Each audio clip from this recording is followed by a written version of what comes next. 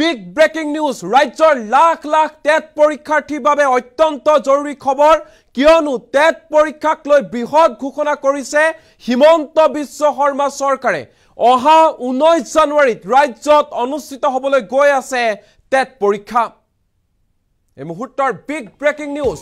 19 জানুৱাৰীত অনুষ্ঠিত হ'ব ৰাজ্যত TET নিযুক্তি পৰীক্ষা TET পৰীক্ষাক লৈ আহিল ডাঙৰ খবৰ যেটো পিছুৱাই দিয়া আছিল TET পৰীক্ষা কিন্তু এতিয়া 29 ডিসেম্বৰৰ পৰিৱৰ্তে 19 জানুৱাৰীত অনুষ্ঠিত হ'বলৈ গৈ আছে ৰাজ্যত TET নিযুক্তি পৰীক্ষা গুৱাহাটী উচ্চ ন্যায়ালয়ৰ নিৰ্দেশনাৰ ভিত্তিতে হলনি কৰিলে নিযুক্তি পৰীক্ষাৰ দিন শিক্ষামন্ত্ৰী ৰনোজ পেগুৱে আনুষ্ঠানিকভাৱে এই কথা ঘোষণা কৰিছে যে ৰাজ্যত অহা 19 জানুৱাৰীত অনুষ্ঠিত হ'ব TET নিযুক্তি পৰীক্ষা এই মুহূৰ্তৰ আটাইতকৈ ডাঙৰ খবৰ যেহেতু TET নিযুক্তি পৰীক্ষা কেতিয়া অনুষ্ঠিত হ'ব তাক লৈ চৰ্চা চলি আছিল ইয়াৰ মাজতে আনুষ্ঠানিকভাৱে শিক্ষামন্ত্ৰী ৰনোজ পেগুৱে TET পৰীক্ষাক লৈ এই বৃহৎ ঘোষণা কৰিছে যে 29 ডিসেম্বৰ নহয় 29 ডিসেম্বৰৰ পৰিৱৰ্তে 19 জানুৱাৰীত ৰাজ্যত অনুষ্ঠিত হ'ব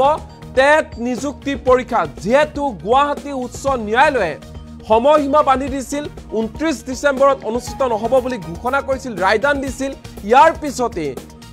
TET নিযুক্তি পৰীক্ষা পিছুৱাই দিয়া হৈছিল আৰু অহা 19 জানুৱাৰীত ৰাজ্যত অনুষ্ঠিত হ'ব TET নিযুক্তি পৰীক্ষা এই বৃহৎ ঘোষণা কৰিছে শিক্ষামন্ত্ৰী ৰনোজ পেগুৱে এই মুহূৰ্তত ৰনোজ পেগুৰ মন্তব্য আমাৰ লগত আছে কি কৈছে TET পৰীক্ষা সন্দৰ্ভত শুনো আহক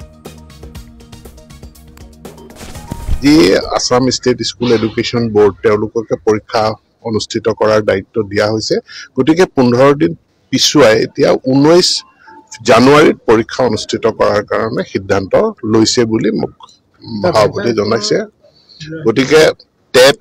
GT গ্ৰেজুৱেট টিচাৰ আৰু পোষ্ট গ্ৰেজুৱেট টিচাৰৰ যেটো TET কাম ৰিক্ৰুটমেন্ট পৰীক্ষা এটো ইয়াৰ নতুন দিন হল 19 জানুৱাৰী আৰু বেচাৰ স্কুলৰ যিবিলাক তেওঁলোকে ধনা দি আছে তেওঁলোকে চাকৰি নিয়োজন কৰিব লাগে তেওঁলোকে কিবা ব্যৱস্থাপন কৰিব পাৰে নিশ্চিতভাৱে চৰকাৰে কথাখিনি বিবেচনা কৰি আছে মই কেবালানিও তেওঁলোকৰ লগত আলোচনা কৰিছো আৰু অসম চৰকাৰখন তেওঁলোকৰ সমস্যাৰ প্ৰতি যথেষ্ট সংবেদনশীল কিন্তু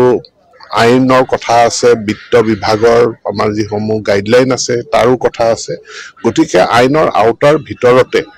বা সামান্য কিছু যত আপোনাৰ তেওঁলোক কোনো প্ৰশাসনিক বা কাৰিকৰী কাৰণত তেওঁলোকৰ যদি থাকি গৈছে গুটেখিনি পৰীক্ষা কৰি থকা হৈছে আমি এটা সুমীমাংসাৰ কাৰণে আজি Assam state school education board তেওঁলোককে পৰীক্ষা অনুষ্ঠিত কৰাৰ দায়িত্ব দিয়া হৈছে গতিকে 15 দিন পিছুৱাই এতিয়া 19 জানুৱাৰীত পৰীক্ষা অনুষ্ঠিত কৰাৰ কাৰণে সিদ্ধান্ত লৈছে বুলি মোক ভাবতে জনাইছে গতিকে TET GT গ্ৰেজুৱেট টিচাৰ আৰু পোষ্ট গ্ৰেজুৱেট টিচাৰৰ যেটো TET কাম ৰিক্ৰুটমেন্ট পৰীক্ষা এটো ইয়াৰ নতুন দিন হল 19 জানুৱাৰী আৰু বেচাৰ স্কুলৰ যিবিলাক তেওঁলোকে ধনা দি আছে তেওঁলোকে চাকৰি নিয়োজন কৰিব লাগে তেওঁলোকে কিবা ব্যৱস্থাপন কৰিব পাৰে নিশ্চিতভাৱে চৰকাৰে কথাখিনি বিবেচনা কৰি আছে মই কেবালানিও তেওঁলোকৰ লগত আলোচনা কৰিছো আৰু অসম চৰকাৰখন তেওঁলোকৰ সমস্যাৰ প্ৰতি যথেষ্ট সংবেদনশীল কিন্তু আইনৰ কথা আছে বিত্ত বিভাগৰ আমাৰ যি সমূহ গাইডলাইন আছে তাৰো কথা আছে গতিকে আইনৰ আউটাৰ ভিতৰতে বা সামান্য কিছু যত আপোনাৰ তেওঁলোক কোনো প্ৰশাসনিক বা কাৰিকৰী কাৰণত তেওঁলোকৰ যদি থাকি গৈছে গুটেখিনি পৰীক্ষা কৰি থকা হৈছে আমি এটা সুমীমাংসাৰ কাৰণে আজি Assam state school education board তেওঁলোককে পৰীক্ষা অনুষ্ঠিত কৰাৰ দায়িত্ব দিয়া হৈছে গতিকে 15 দিন পিছুৱাই এতিয়া 19 জানুৱাৰীত পৰীক্ষা অনুষ্ঠিত কৰাৰ কাৰণে সিদ্ধান্ত লৈছে বুলি মোক ভাবতে জনাইছে গতিকে TET GT গ্ৰেজুৱেট টিচাৰ আৰু পোষ্ট গ্ৰেজুৱেট টিচাৰৰ যেটো TET কাম ৰিক্ৰুটমেন্ট পৰীক্ষা এটো ইয়াৰ নতুন দিন হল 19 জানুৱাৰী আৰু বেচাৰ স্কুলৰ যিবিলাক তেওঁলোকে ধনা দি আছে তেওঁলোকে চাকৰি নিয়োজন কৰিব লাগে তেওঁলোকে কিবা ব্যৱস্থাপন কৰিব পাৰে নিশ্চিতভাৱে চৰকাৰে কথাখিনি বিবেচনা কৰি আছে মই কেবালানিও তেওঁলোকৰ লগত আলোচনা কৰিছো আৰু অসম চৰকাৰখন তেওঁলোকৰ সমস্যাৰ প্ৰতি যথেষ্ট সংবেদনশীল কিন্তু আইনৰ কথা আছে বিত্ত বিভাগৰ আমাৰ যি সমূহ গাইডলাইন আছে তাৰো কথা আছে গতিকে আইনৰ আউটাৰ ভিতৰতে বা সামান্য কিছু য'ত আপোনাৰ তেওঁলোক কোনো প্ৰশাসনিক বা কাৰিকৰী কাৰণত তেওঁলোকৰ যদি থাকি গৈছে গোটেইখিনি পৰীক্ষা